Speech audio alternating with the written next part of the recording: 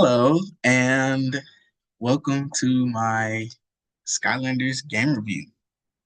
So, Skylanders, depending on when you grew up, the name either like some level of nostalgia or it's one of those things you kind of vaguely remember in like Walmart or Toys R Us. But Skylanders wasn't just a game, it was a moment in gaming history. And today, we're going to take a dive into what Skylanders really was and how it changed the gaming industry and why it eventually just faded away. Skylanders was a Toys to Life video game franchise created by Activision. What was supposed to be another Spyro's Adventure game, we got Skylanders Spyro's Adventure in 2011. The idea was simple but revolutionary.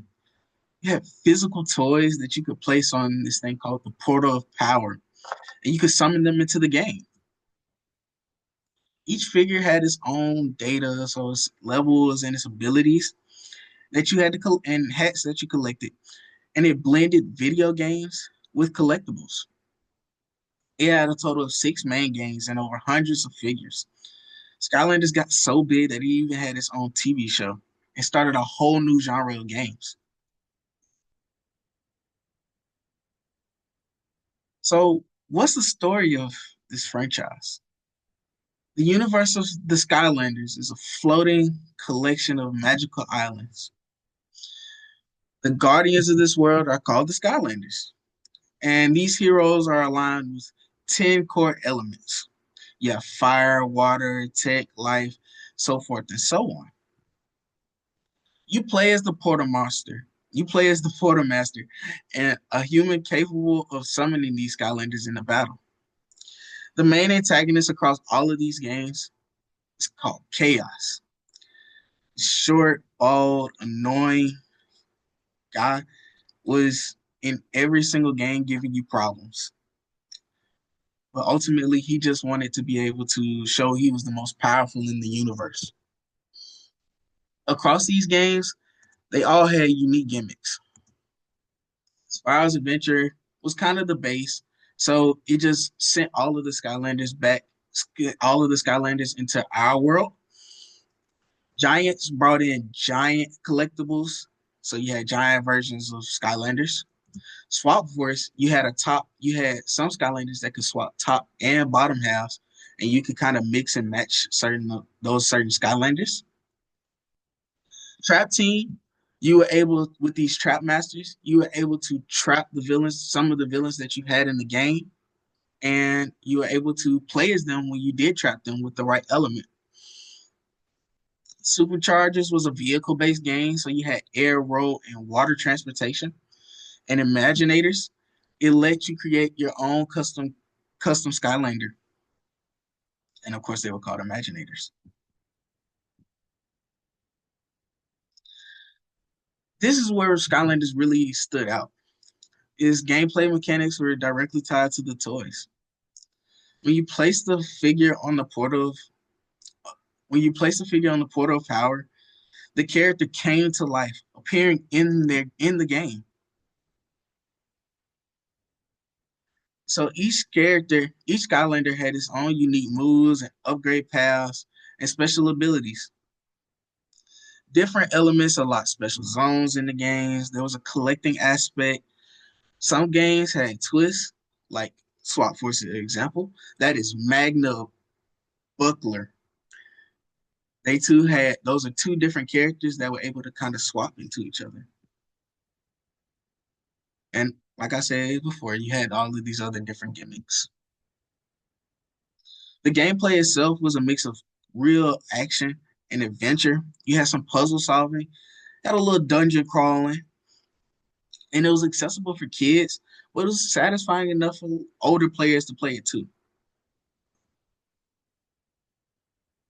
So the pros of the Skylanders, you had a lot of character variety. You had a co-op aspect, which was nice, so you could play with your friends if they came over. And at one point, they did have before, I mean, after The last game to have it was Skylanders Swap Force, where you had a versus one-on-one battle with each other. But they kind of got rid of that after Trap Team. But they still had co-op aspects, and they had other co-op things you could do. Um, you had all of these different worlds, all of these different and unique worlds. Excuse me, all connected it within the same universe, and it always was able to reinvent itself, creating these new and vastly different gimmicks. But the cons, because there was so many Skylanders, it got real expensive real quick.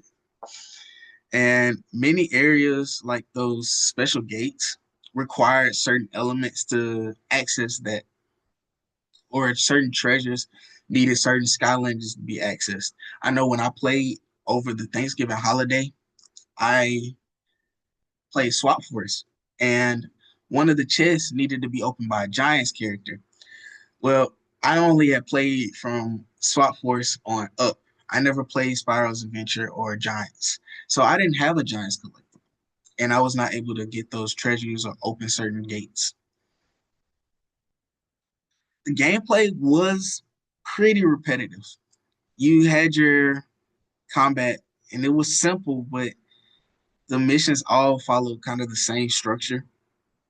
And so there wasn't too many things that were different unless you went into the boss battles. And even though some of those were kind of the same, at times it kind of got difficult for younger players, but that's not that much of an issue. The hugest issue that Skylanders created was oversaturation. By the later games, there were other companies trying to get into that toys to life market. So you had games like Lego Dimensions or Disney Infinity, and Disney Infinity had like 3 games total. So they were definitely following in Skylanders' footsteps. And so there were so many toys and so many games, and some people didn't even know which toys to buy for these games. So yeah, it got really oversaturated. Skylanders didn't just succeed. It created a whole movement. You had Disney Infinity, Lego Dimensions, and even the Nintendo Amiibo line. These all would never exist if it wasn't without Skylanders. It proved that those physical games and digital games could coexist at the same time. But unfortunately, the market collapsed under its own groundbreaking, you know, innovation. There was too many companies jumping in, and around 2017, everything, Dimensions, Infinity, and Skylanders faded away and was cut. But aside from that, Skylanders did get semi-revived by having its own TV show.